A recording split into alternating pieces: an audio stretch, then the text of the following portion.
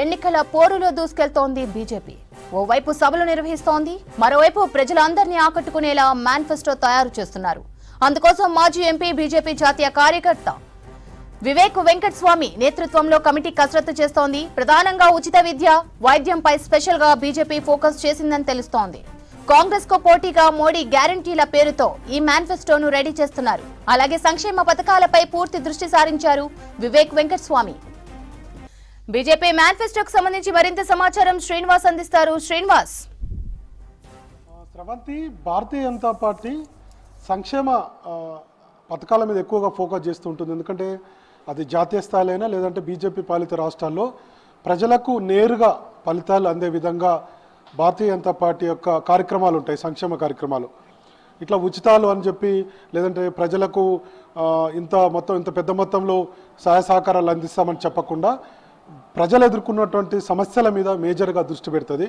అందులో భాగంగానే జిహెచ్ఎంసీలో కూడా మేనిఫెస్టో రూపొందించినప్పుడు ప్రజల సమస్యలనే మేనిఫెస్టోలో పెట్టింది. దాంతో మొత్తం భారతీయ జనతా పార్టీకి 48 కార్పొరేటర్ల సీట్లను గెలుచుకున్నారు. ఆ తర్వాత మునుగోడు ఉప ఎన్నికలో కానీ, హుజురాబాద్ కానీ, దుబ్బాక ఉప ఎన్నికల్లో కూడా ఒక మేనిఫెస్టోని రిలీజ్ చేశారు. సేమ్ టైంలో చార్జ్ షీట్ కూడా రిలీజ్ చేశారు అప్పుడు. సో అవన్నీ కూడా ప్రజలకు ఉపయోగపడేటి, ప్రజల సమస్యలు పరిష్కరించే దిశగా భారతీయ జనతా పార్టీ యొక్క మేనిఫెస్టో ఉంటుంది. అది జాతీయ నాయకత్వం ఆదేశాలు ఉంటాయి.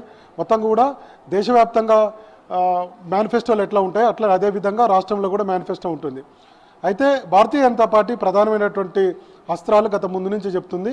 ఉచిత విద్య, ఉచిత వైద్యానికి ఎక్కువగా ప్రాధాన్యత ఇస్తున్నట్టుగా భారతీయ జనతా పార్టీ నేతలు చెప్పుకుంటూ వస్తున్నారు. బండి సంజయ్ పాదయాత్రలో కూడా ఇదే అంశాన్ని ప్రస్తావించారు. దాంతోపాటు రైతు సంక్షేమము, మహిళా సాధికారిత, తర్వాత యువత, ఇంకొక వైపు వివిధ రంగాలకు సంబంధించినటువంటి ముఖ్యంగా ఉద్యోగులు కానీ లేదంటే రైతు కూలీలు కానీ వీళ్ళ మీద ఎక్కువగా ఫోకస్ చేసినట్టుగా అనిపిస్తుంది. వివేక్ వెంకటస్వామి నేతృత్వంలో ఉన్నటువంటి మేనిఫెస్టో కమిటీ ఇప్పటికే 2-3 సార్లు భేటీ అయింది. మొత్తంగా తెలంగాణ ప్రజలకు ఉన్నటువంటి మేజర్ సమస్యలు ఏంటివి, వాళ్ళ అభివృద్ధి కోసం ఎట్లాంటి కార్యక్రమాలు రూపొందించాలి, ఇంకొక వైపు భారతీయ జనతా పార్టీ వైపు ప్రజలు ఏ విధంగా వాళ్ళంతా కూడా మద్దతు పలకాలి. అంటే ఒక మేనిఫెస్టో అనేది చాలా కీలకమైనది రాజకీయ పార్టీకి. ఏ రాజకీయ పార్టీ అయినా ఎన్నికలకు వెళ్ళేటప్పుడు ప్రజలకు ఏం చేస్తామనేటువంటి విషయాలను చెప్తూనే ప్రజల్లోకి వెళ్ళి ఓట్లు అడుగుతుంది. సో అట్లనే భారతీయ జనతా పార్టీ కూడా మేనిఫెస్టోను రూపుదిద్దుకుంటుంది. గత కొన్ని రోజుల నుంచి కూడా దీని మీద కసరత్తు చేస్తున్నారు.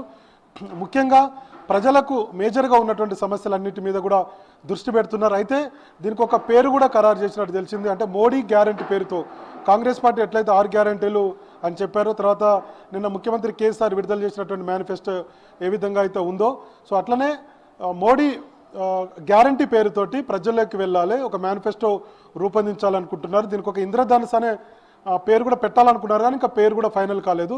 సో మొత్తానికి మేనిఫెస్టోలో పేద ప్రజలకు ఖచ్చితంగా అండగా ఉండే విధంగా ఈ కార్యక్రమం మేనిఫెస్టోలో కొన్ని అంశాలు రూపొందిస్తున్నట్టుగా తెలిసింది. సో ఇందాక మనం చెప్పినట్టుగా రైతులకు సంబంధించి కావచ్చు, ఎందుకంటే ముఖ్యమంత్రి కేసీఆర్ 2014-18లో ఇచ్చినటువంటి మేనిఫెస్టోలో రైతులకు సంబంధించి ₹1,00,000 రుణమాఫీకి సంబంధించి ఇంకా పూర్తి కాలేదని భారతీయ జనతా పార్టీ గుర్తు చేస్తుంది. 25,000, 50,000, 75,000 ₹1,00,000 రుణమాఫీ కాలేదు.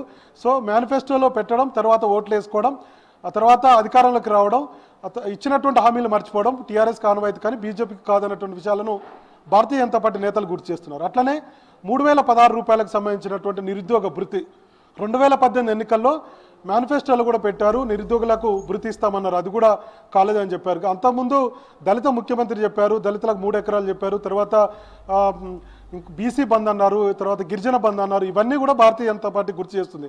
అంటే ఎన్నికల కోసము కొన్ని కార్యక్రమాలు తీసుకొని మేనిఫెస్టోలో పెట్టి ప్రజల్ని మభ్యపెట్టే విధంగా, వంచన చేసే విధంగా బీఆర్ఎస్ పార్టీ ఆరోపిస్తుంది. కానీ బీజేపీ మేనిఫెస్టో మాత్రం ఖచ్చితంగా ప్రజలకు చేరే విధంగా, ప్రజలు ఆలోచించే విధంగా నిజమైనటువంటి మేనిఫెస్టో, హామీలు ఏవైతే రాష్ట్ర ప్రభుత్వాలు అధికారంలోకి వస్తే ఏవైతే అమలు చేయగలుగుతాయో ఉన్నటువంటి బడ్జెట్ను రూపొందించుకొని బడ్జెట్ ప్రకారమే బీజేపీ మేనిఫెస్టో ఉంటుంది. బీజేపీ మేనిఫెస్టో కూడా పేదలకు ఖచ్చితంగా అండగా ఉండే విధంగా ఉంటుందని ఇప్పటికే భారతీయ జనతా పార్టీ ప్రకటించింది. కాబట్టి సో విభిన్న వర్గాలకు సంబంధించి, అన్ని వర్గాలకు సంబంధించి ఈ మేనిఫెస్టో కూడా వాళ్ళ యొక్క ఆర్థిక పరిస్థితి మెరుగయ్యే విధంగానే ఈ మేనిఫెస్టో రూపొందిస్తున్నారు. చాలామంది సలహాలు సూచనలు సీనియర్ నేతలందరూ కూడా ఇచ్చారు. కాబట్టి వివేక్ వెంకటస్వామి నేతృత్వంలో ఉన్నటువంటి కమిటీ మేనిఫెస్టోను రూపొందిస్తుంది.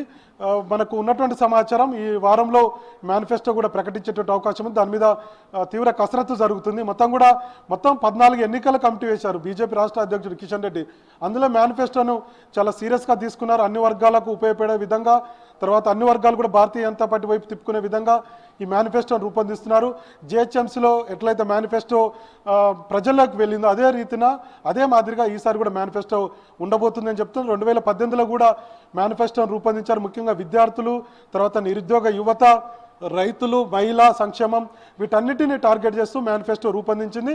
అయితే ఈసారి జరిగేటువంటి మేనిఫెస్టోలో ఎస్సీ, ఎస్టీ, బీసీలకు ఎక్కువగా ప్రాధాన్యత ఇచ్చేటట్టు కనపడుతుంది. సేమ్ టైంలో మహిళలకు, రైతులకు ప్రాధాన్యత ఇస్తున్నట్టుగా తెలిసింది. మేనిఫెస్టో అయితే రూపుదిద్దుకుంటుంది. ఆయా వర్గాల వారి నుంచి కూడా సలహాలు, సూచనలు తీసుకుంటున్నారు. అంటే ముఖ్యంగా ఎస్సీలు కావచ్చు, ఎస్టీలు కావచ్చు, బీసీలు కావచ్చు, తర్వాత అగ్రవర్ణాల్లో ఉన్నటువంటి పేదలు కావచ్చు, వీళ్ళందరి నుంచి సలహాలు, సూచనలు తీసుకొని ఫైనల్గా ఒక మంచి మేనిఫెస్టోను రూపొందించి ప్రజల్లోకి వెళ్ళాలని భారతీయ జనతా పార్టీ అయితే ప్రయత్నాలు చేస్తుంది. అయితే మోడీ గ్యారంటీ పేరుతోటి అవి 6 గ్యారంటీలు ఉంటాయా లేదా 9 గ్యారంటీలు ఉంటాయా?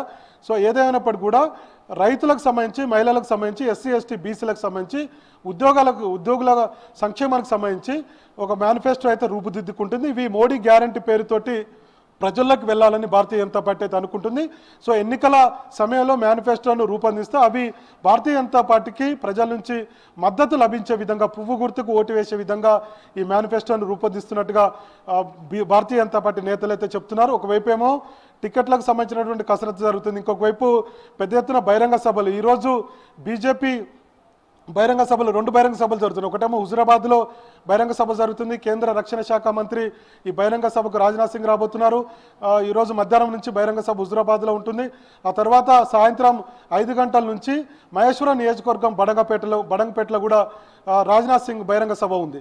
సో ఈ 2 బహిరంగ సభలను ఇప్పటికే కేంద్ర మంత్రులంతా కూడా రాష్ట్రం మీద ఫోకస్ చేశారు. తెలంగాణలో ఎన్నికల ప్రచారంలో పాల్గొంటున్నారు.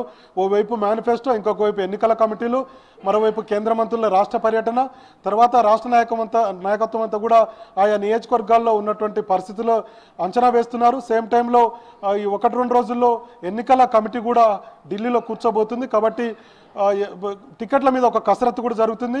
సో ఫస్ట్ లిస్టు కూడా అసలు వాస్తవానికి ఈరోజు రిలీజ్ కావాలి.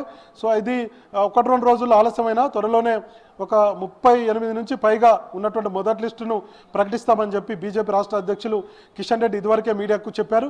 కాబట్టి ఒకవైపు ఏమో మేనిఫెస్టో రూపొందించుకోవడం, తర్వాత మిగతా ఎన్నికల కమిటీలు బహిరంగ సభలు నిర్వహించేటువంటి వాళ్ళ బిజీలో ఉన్నారు. మరోవైపు టికెట్లకు సంబంధించినటువంటి కసరత్తు, ఇంకొక వైపు ఏమో కేంద్ర మంత్రులు రాష్ట్రానికి వస్తున్నారు. మరికొన్ని రోజుల్లో ఇప్పుడు 27వ తారీఖున అమిత్ షా కూడా హైదరాబాద్కు రాబోతున్నారు. అది ఉత్తర తెలంగాణ, దక్షిణ తెలంగాణ ఒక బహిరంగ సభ నిర్వహించబోతున్నారు. మరోవైపు బీజేపీ పాలిత ముఖ్యమంత్రులు కూడా రాష్ట్రానికి రాబోతున్నారు. మోడీని కూడా మరొకసారి తెలంగాణకు తీసుకొచ్చేటువంటి ప్రయత్నాలు భారతీయ జనతా పార్టీ చేస్తుంది. మొత్తానికి ఎన్నికలకు భారతీయ జనతా పార్టీ చాలా సీరియస్గా ఫోకస్ చేసింది. ప్రజల్లోకి వెళ్ళి ప్రజల్ని భారతీయ జనతా పార్టీ వైపు తిప్పుకోవడం, సేమ్ టైంలో బీఆర్ఎస్ మేనిఫెస్టో మీద ప్రజల్లోకి తీసుకువెళ్ళడం. ఈ హామీలు ఇచ్చినారు. గతంలో ముఖ్యమంత్రి కేసీఆర్ ఏదైతే హామీలు ఇచ్చారో, దళిత ముఖ్యమంత్రి సంబంధించినటువంటి అంశం కావచ్చు, 3 ఎకరాల భూమి దళితులకు ఈ అంశాన్ని కావచ్చు, తర్వాత నిరుద్యోగ భృతికి సంబంధించినటువంటి అంశం కావచ్చు, రైతులకు ఉచిత ఎరువుల అంశం కావచ్చు, మరోవైపు ఇంకా గతంలో 2014, 2018లో ఇచ్చినటువంటి హామీలు ఏదైతే అమలు కాలేదో, డబుల్ బెడ్రూమ్ ఇండ్లకు సంబంధించినటువంటి అంశాలు, ఇవన్నీ కూడా ప్రజల్లోకి తీసుకువెళ్ళి బీఆర్ఎస్ వైఫల్యాలను ఎండగట్టి భారతీయ జనతా పార్టీ వైపు ప్రజలను తిప్పుకునే విధంగా వ్యూహాత్మకంగా భారతీయ జనతా పార్టీ ఒక ప్రణాళిక అయితే సిద్ధం చేస్తుంది. Sravanthi. Right Srinivas, thank you.